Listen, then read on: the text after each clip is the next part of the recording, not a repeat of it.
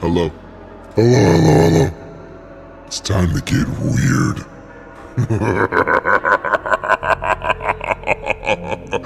If you remember the movie, the cult classic, Killer Klowns from Outer Space, you've come to the right place. Why? Shh. Don't talk about that. Don't worry about that for now. Just understand that clowns have returned.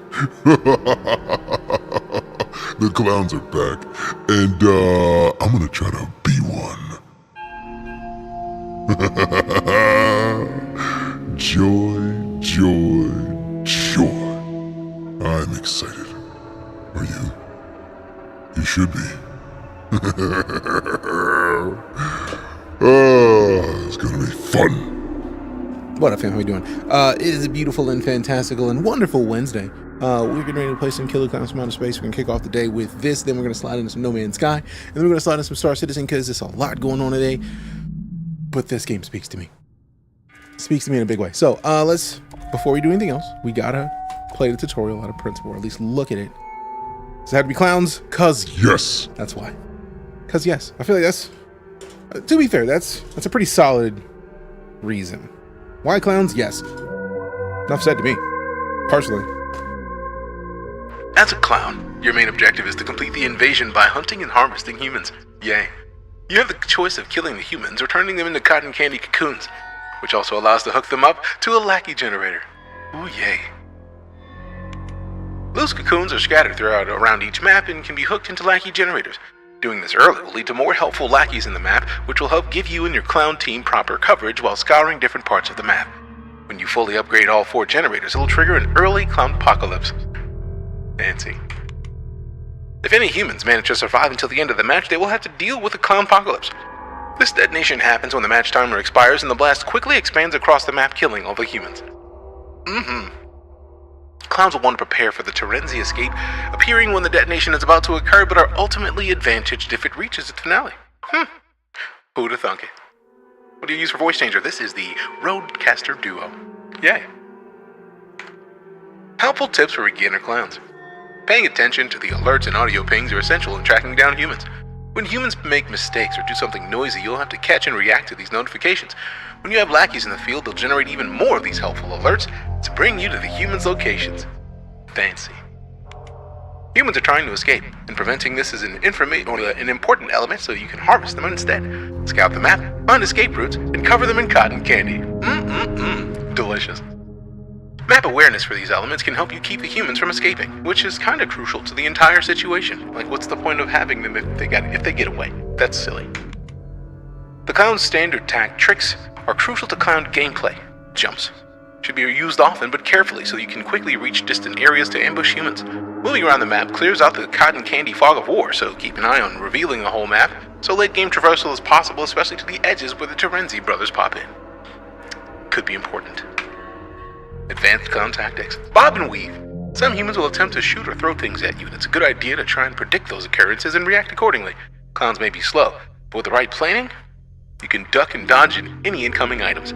Watch closely when a human is aiming to throw a weapon. Make yourself a nice moving target. Get out of the way. When chasing down a human, map knowledge is more important than anything. Learn different routes and plan where to turn in order to cut off a fleeing human. Stamina management is also crucial in these moments, so hold back. Engage the scenario before using your burst of speed. When carrying a cocoon, you can aim and throw it. This not only speeds up cocoon transportation, but also provides a way to hit and damage humans that are close enough. Coordinated efforts can quickly move cocoons across great different distances while tossing between more than one clown. Learn to work with the lackeys in the map. As you spawn more by upgrading generators, these lackeys provide a more robust patrol across the map, alerting you to humans that cross their path. You can also give lackeys cocoons, which they will carry to the nearest generator. Hi, I don't know. Good to see you. That is the clown tutorial. Humans. Aww. As a human, your main objective is to escape the invasion before the clown apocalypse detonates. Killer clowns are here and you need to get out with your life, stay alive, and find a way to escape. Clowns are always on the lookout and listening for anything noisy. Keep a low profile and search containers to find items and build up your inventory. Loot containers provide weapons and helpful items, but also escape items, which you will need to activate one of the escapes. Hiding spots, like dumpsters, are an effective way to stay out of sight and catch your breath while staying hidden. There are multiple escape routes that randomly placed throughout the map. You'll need to find these escapes, clear the cotton candy blocking them, and complete their required objectives to open them up. You can go to a meeting point or find a compass to reveal their locations on your screen. Glow sticks also help mark these crucial spots. A bunker entrance that can hold 3 humans when opened. Bring a gas can to fill the first generator, which will then power a keypad. Using a keycard, enter the code and open the bunker door. The door will remain open only for a short time, so make sure you're ready. Clear the cotton candy, nom nom nom. You probably don't want extra push. At the start of each map, a meeting point is a mark that gives you the option to group up together. Reaching a meeting point not only has a bunch of good items, but it will also temporarily mark escape locations. When working with other humans, it's important to remember that all escapees, or all escapes, have limits. So tough decisions will need to be made if your group is too large. Ouch.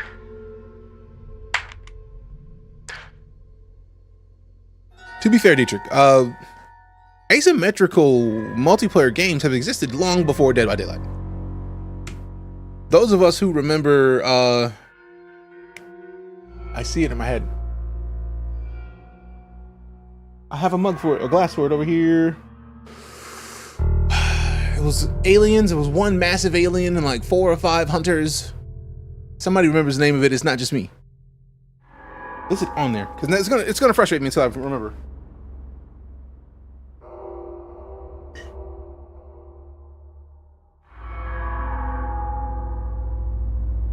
Anybody who remembers this game? Evolve! Yes, thank you.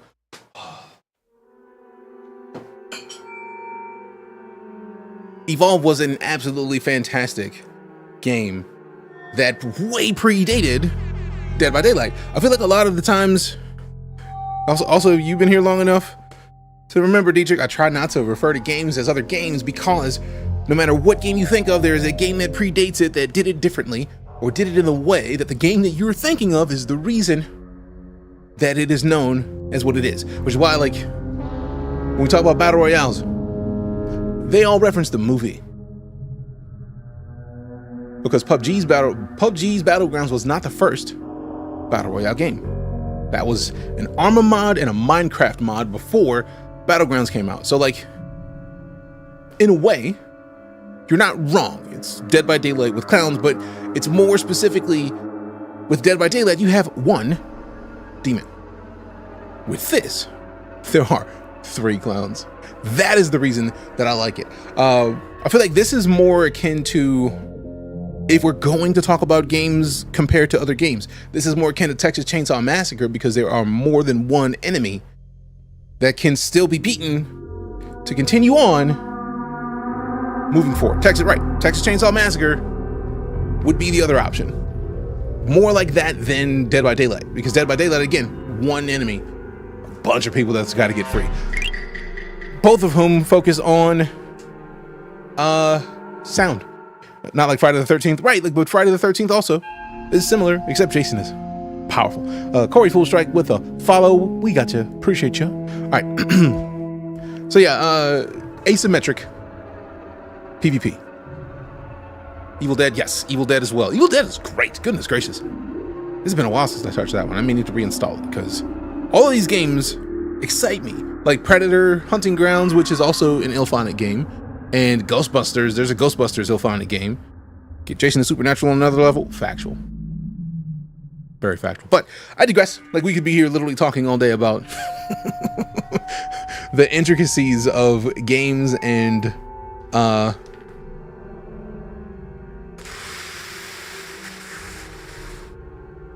multiplayer aspects of them. There it is. There it is. There it is. So yeah, bunch of clowns. I mean, you can't really go wrong with a bunch of clowns, to be fair. Love the movie. Did not know there was a game. It just went into early access, Kevion. Thanks again to the team over at Ilphonic for giving me the game, because we're playing the out of this every time, guaranteed. I watched this movie as a kid because hand-me-down VHSs were things. So There was a lot of old movies that we watched in our house, and this was one of them. The idea of wrapping people in cotton candy cocoons. It's creepy as and I loved it. What is the new news? I know that they were not going to do another Baldur's Gate game. They want to do something new. They opened a new studio in Warsaw. Badass. I'm great, Halen Bain. How about yourself? How are you? All right, let me get back to these tutorials because I want to at least have read these before we get into a match. I'm a firm believer in know what you're doing before you do it, and this gives us a good opportunity to learn a lot about what's coming up in the game before we get into the game. If you feel me. All right.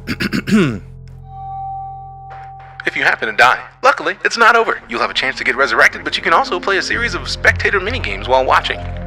Now that is fantastic. I've never seen it done where you get to play minigames